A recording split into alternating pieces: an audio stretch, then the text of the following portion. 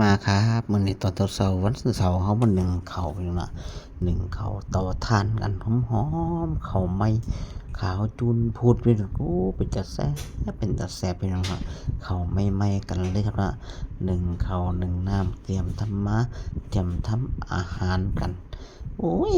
หมอกไอขึ้นเต็มแว่นตาเลยพี่น้องโอ้เสร็จก่อนไวบ่ไหวโอ้เนาะนี่แหละครับข้าวหอมๆใหม่ๆข้าวที่เฮาเอามาจากบ้านจากปีใหม่กันพี่น้องนะแล้วเราก็มาตำเครื่องกันตำเครื่องพอดีเฮ็ดกับข้าวกันพี่น้องตำตะไคร้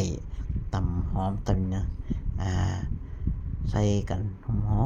มๆพี่น้องนี่ครับเป็นข้าวเบื่อพี่น้องที่เฮาสิตำให้ละเอียดเพื่อเฮาสิเฮ็ดแกงหอยจุ๊บกินกันพี่น้องใส่ข้าวเบื่อนิดหน่อยแล้วก็ใส่ลงไปในโคกกันเลยพี่น้องเนาะเพื่อสิเตรียมเครื่องปรุงให้มันอ่านี่ครับเป็นใส่ลงไปพี่น้องนี่มีเครื่องหลายๆเครื่องใส่ลงไปเพื่อเฮาได้ใส่แกงหอยออมหอยกัน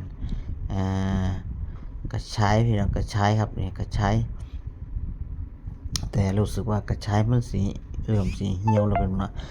แต่พอเป็นหยังพี่น้องเหี่ยวก็สร้างมันเฮาเอาความหอมเฮาบ่ได้เอาความเหี่ยวพี่น้องมันสร้างว่ากันเฮ้ยมึงคนเฮ็ดกับข้าวมันได้แซ่บบ่น้อพี่น้องเอ้ยพูดให้มึงมาดมันตับมาเต้ยว่ามันแซ่บบะเลยพี่น้องตำเฮาสิเฮ็ดกับข้าวกันนี่ครับมีหอมไม่หอมเหี่ยวพี่น้องโอ้บ่ได้ซื้อมาครับหอม ใส่ลงไปบบใส่ไปเลยตับลงใส่กับข้าวเบียร์ไปเนาะไม่นี่ครับนี่ข้าวเบียร์ลงไปเลยนี่ครับหลังจากที่เขาตับข้าวเบียร์ครับหอยจุ๊บที่เขาต่อยก้นเรียบร้อยแล้วต่อยก้นเรียบร้อยแล้วเขาก็เตรียมอ่าตำเครื่องลุกใส่หม้อกันเลยต่อยก้นเรียบร้อยนี่เป็นหอยที่เพื่อนและหมู่เอาให้มาจากบ้านพี่นละเป็นหอยขัวเป็นหอยขัวที่เขาเอาเสียมเป็นยกแยกน้ำคูนาก็ดีน้ำอันกระเดียนทรายก็ดีครับเอาที่มื้อนี้เขาได้แกงใส่บักครับหมากนี่ใบชะพูก็มีกันเนาะแม่แกงใส่บักใบชะพูก็หอมอร่อยเลยบักก็หวานใบชะพูก็หอมเข้ากันมัดพี่น้องนี่ครับของแซ่บเขามาตักต่อเลยครับตำให้เข้าเครื่องให้ละเอียดเป็นละตำให้แหลกเลยนะไม่ต้องตำให้หยาบตำให้แหลกละเอียดไปเลยนี่ครับมีใบโหระพาผมไม่ลงหอมพาว่าสิเอามาหนึ่งหอยพอมีแต่ว่าพอทันได้หนึ่งเทียเขาแกงหอยจุกกันแซ่บๆนะจัดกันนี่ครับเป็นเมืองขั้นตอนการที่เขาหั่นหมัก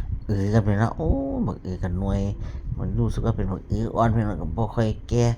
เพราะว่านี่สีสันมันก็บ่ทันได้อันบันไดเพียงว่ามันเป็นหมักอ่อนอยู่เขาก็หั่นเป็นชิ้นเป็นลูกเต๋าเพื่อที่เอาไปใส่แกงอ่อมหอยครับนี่นะครับชีวิตของเขาโอ้ยบาดมือโอ้ยเนาะบาดละตัวโอ้ยบอกว่าระวังเลยบาดมือจนได้พี่น้องเอ้ยเนาะเดี๋ยวเข้าไปน้องฟันบอกกับบาดจวดนี่ครับนี่ปึ๊ดนี่ปึ๊ดหั่นเป็นลูกเต๋าพอดีเอาใส่แกงอ้อมหอยกันแซ่บเพื่อเก่าเก็บแกงอ้อมหอยจากเทบะนาจะนี่เฮ็ดตอนใดก็แซ่บตอนนั้นไม่เนาะนี่ครับหมากครับหมากหรือฟักทองมันท้องสำหรับพี่น้องเนาะไปพูดจากหมากกับฟักทองกับอันเดียวกันเลยพี่น้องมาสร้างว่าจะเป็นหลายซื้อจอพี่ใหญ่นะเอ้ยนี่ครับเอามาครับ